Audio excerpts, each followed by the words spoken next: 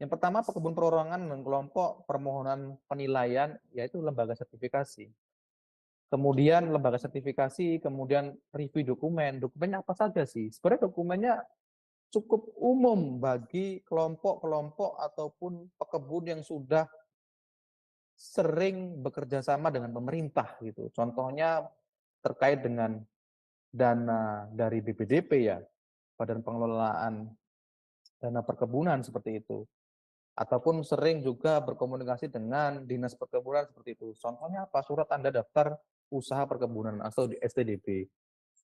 Ini kan juga sudah, kalau di Riau ataupun di Kabupaten Kampar saya sudah pastikan ini sudah cukup berjalan ya, karena ini menjadi salah satu prasyarat juga. Ataupun Bapak Ibu juga yang sedang melakukan PSR, peremajaan sawit rakyat, ini juga yang menjadi apa namanya, syaratnya STDP. Kemudian bukti kepemilikan tanah yang diakui negara ya tadi. Syarat-syarat utamanya ataupun dokumen-dokumennya itu harus disiapkan dulu Bapak Ibu. Surat pernyataan pengelolaan lingkungan atau SPPL. Kemudian dokumen pembentukan kelompok dan kendali internal. Dokumen pembentukan kelompok itu apa Mas? Jadi dokumen pembentukan kelompok itu ya biasa Bapak Ibu, NIB dan lain, SK Kemenkumham seperti itu. Bahwa memastikan bahwa kelompok Bapak Ibu itu terakui secara hukum dan sah oleh pemerintah Indonesia seperti itu. Kemudian tim kendali internal. Tim kendali internal itu apa? ICS tadi. Jadi misalkan Bapak Ibu punya koperasi, Bapak pengen ISPO, Bapak harus membentuk satu tim lagi namanya ICS. ICS itu apa? Ya ini yang mengurusi tentang ISPO.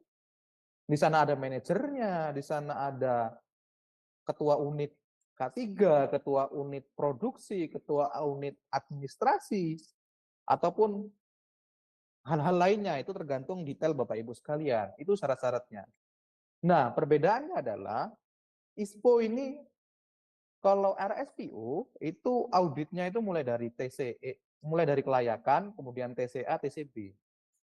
Tonggak capaian A, tonggak capaian B. Tetapi kalau ISPO ini, dia adalah ada dua tahapan yang wajib dilakukan atau dijalani oleh pekebun. Yaitu adalah tahap pertama, yaitu audit administrasi. Jadi administrasinya tadi seperti apa ya? Tadi dokumen, keabsahan lembaga, catatan-catatan kegiatan, kemudian legalitas lahan, STDP, SPPL, seperti itu. Kemudian setelah itu close, setelah itu lolos, baru pengecekan tahap 2 ataupun yang biasa disebut di tahap implementasi dari prinsip tadi. Jadi itu kenaannya di ISPO, Pak. Jadi kalau kita memang masih mampu di administrasi, kita berada di tahap pertama. Tetapi nanti kalau kita sudah mampu di tahap pertama, berarti kita langsung ke tahap kedua. Jika ada masalah ketidaksesuaian, nanti diberikan waktu 6 bulan untuk pemenuhan dokumen-dokumennya seperti itu. Tetapi Mas, kan jadi masalah jika kita ngundang LS 2 kali, apa enggak biayanya bengkak? Sebagai informasi Bapak Ibu ya, mengundang LS itu juga cukup mahal ya biayanya gitu. Ya ratusan juta, jujur aja seperti itu. Contoh RSPO itu untuk lembaga dengan luasan 1.500 hektar dengan petani kurang lebih 500 petani itu ya bisa sampai hampir 200 juta untuk mendatangkan LS ya, lembaga sertifikasi ya, seperti itu. ASBO saya rasa juga mungkin akan di bawahnya sedikit saja. Loh, apa nggak makin bengkak biayanya? Jadi ternyata terkait audit ISPO tahap pertama dan tahap kedua ini adalah yang penting bisa melalui keduanya. Ternyata waktunya boleh bersamaan. Nah itu. Jadi tetapi wajib dipastikan melalui tahap pertama dulu, baru tahap kedua. Misalkan seminggu atau 10 hari, itu boleh. Boleh. Jadi untuk apa namanya, untuk memastikan bahwa ya kita irit dan lain ataupun efisien terhadap waktu, jadi kita langsung sekalian.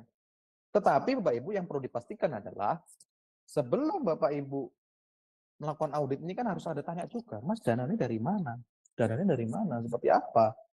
Kalau dana kami pribadi, Mas petani 150 juta itu lumayan seperti itu. Pekebun kan bukan lumayan lagi kan Bapak Ibu seperti itu ya, seperti itu. Ya cukup besar seperti itu. Jadi dananya dari mana? Buat ini.